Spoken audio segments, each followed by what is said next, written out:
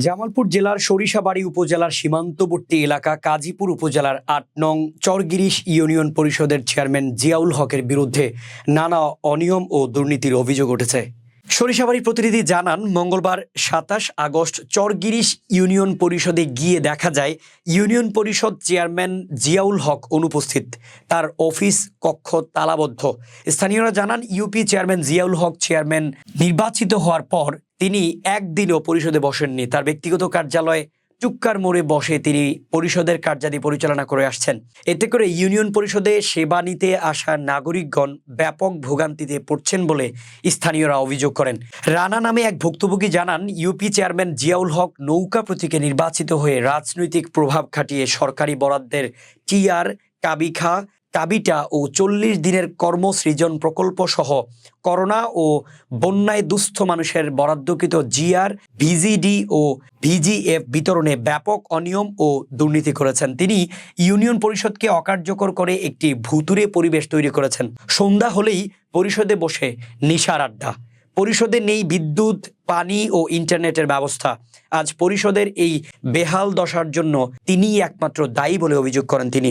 অপরদিকে চেয়ারম্যানের যোগ সাজসে ইউপি সদস্যগণ বিভিন্ন ওয়ার্ড থেকে অসহায় ও দুস্থ মানুষের কাছ থেকে ৮ থেকে ১০ হাজার টাকা নগদ টাকা করে নেয় ঘর দেওয়ার কথা বলে, কিন্তু আজও তারা ঘর পাননি।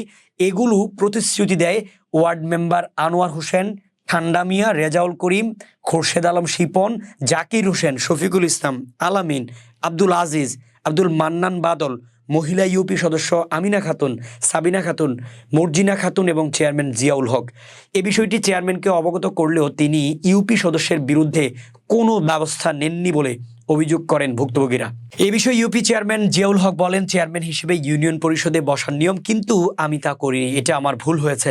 পরিষদের এই বেহাল দশার জন্য আমি দায়ী এবং এই ব্যর্থতা আমি স্বীকার করছি। আগামী দিনগুলোতে ইউনিয়ন পরিষদে বসবো এবং ইউনিয়ন পরিষদকে নিয়ে সুন্দরভাবে কার্য পরিচালনা করব। আপনি একজন জনপ্রতিনিধি। এই ইউনিয়ন পরিষদটা হচ্ছে, আমি মনে করি যে আমাদের বাংলাদেশের জন্য সংসদ ভবন যেমন পবিত্র স্থান, একটা ১.৫ লাখ বা ১,৮০,০০০ এরকম, এগুলো আমরা রাস্তাঘাট যেখানে যেখানে হয়তো সমস্যার কারণে এর মধ্যে আবার কিছু নতুন রাস্তা করা হয়েছে, যেগুলো কাঠিটা বেশি আছে, সেগুলো হয়তো কিছু নতুন রাস্তা করছি।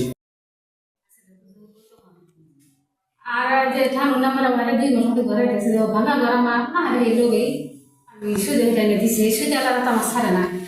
গেলে হারে মাঠ গেলে আমার টেনে ২,০০০ ঠেলাম, ৩,৪০,০০০ টেনে দিছে আমার কাছে। এই সুযোগগুলো কিন্তু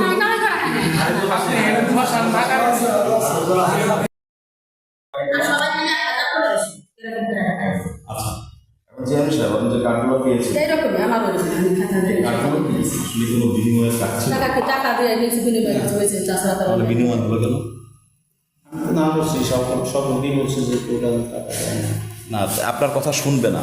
যে সন্তান আপনার কথা শুনবে না, সে সন্তানে আপনি কেন আছেন? না না, আপনি তো এই তদন্তই করেন নাই যে রে বাবা যে আপনি টাকা দিয়েছেন। না না, অসম্ভব। প্রায় ৩০০ টাকা খরচ হয়, ৩০০-৪০০ টাকা খরচ হয়। মাঝখানে করলে পারে ওই খাওয়া পার হলে পারে হাইটেও আসতে পারবে। এদিক থেকেও মানে যে টাকা মোটটা ৫ নম্বর অর্ডের ভিতরে ওইটা মিডল পয়েন্ট, সেই হিসাবে সবাই আলোচনা করে এখন পছন্দ করে দিতেছে। আমি এই কারণে ওই পরিষদের কার্যকলাপ পরিচালনা করি। তার মধ্যে আমার পরিষদের যে সচিব, সে কাজের দিক দিয়ে বর্তমানে অনলাইনে কাজ, এই কাজের দিক দিয়ে মানে অদক্ষ। সে একটা তালিকা পর্যন্ত